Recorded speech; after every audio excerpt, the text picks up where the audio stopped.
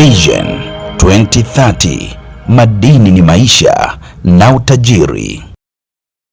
Serikali imetangaza kuwa mkoa wa Njombe unatarajiwa kuwa kitovu kipya cha uwekezaji wa madini nchini baada ya kugunduliwa kwa madini adimu ya Rare Earth Elements (REE) ya aina mbili ambayo ni Neodymium Nd na Praseodymium Pr yenye mahitaji makubwa katika teknolojia za kisasa duniani. Akizungumza katika kijiji cha Mkiu, wilaya ya Ludewa mkoani Njombe, ofisa madini mkazi wa mkoa wa Njombe Mhandisi Lucas Mlekwa amesema utafiti wa madini hayo unaendelea kufanywa na kampuni ya Hongji Mining Co Limited kwa kushirikiana na wazawa, huku soko kubwa la madini hayo likiwa nchini China kutokana na ukuaji wa haraka wa sekta ya viwanda na teknolojia. Amesema madini ya REE yanatumika katika utengenezaji wa betri za magari ya umeme, mitambo ya kuzalisha umeme wa upepo, pamoja na vifaa mbalimbali vya kielektroniki vinavyotumika duniani kote.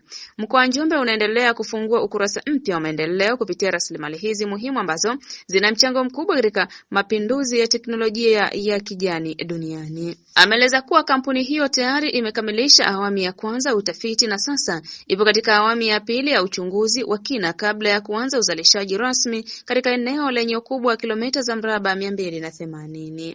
Kwa mujibu wa Mhandisi Mlekwa, zaidi ya shilingi bilioni 1 tayari zimelipwa kama fidia kwa wananchi waliopisha mradi huo, huku tathmini ya athari kwa mazingira EIA ikiwa katika hatua za mwisho kukamilisha kabla ya shughuli za uzalishaji kuanza. Akizungumzia utekelezaji wa mradi huo, mkurugenzi wa Hongji Mining Co Limited Yahya Mohamed amesema kampuni imechagua kutumia teknolojia ya in-situ leaching ambayo inapunguza athari kwa mazingira kwa kutohusisha uchimbaji mkubwa wa mashimo ya wazi wala migodi ya chini ya ardhi. Amesema matumizi ya teknolojia hiyo yatawezesha uchimbaji endelevu huku yakilinda mazingira na jamii inayozunguka eneo la mradi.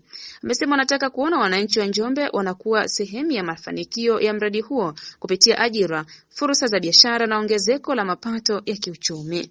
Mradi huo unatarajiwa kuongeza mchango wa sekta ya madini katika uchumi wa mkoa wa Njombe, kuchochea uwekezaji mpya pamoja na kuiwezesha Tanzania kunufaika zaidi na soko la kimataifa la madini adimu ambalo linaendelea kukua kwa kasi duniani. Mohab TV, Njombe.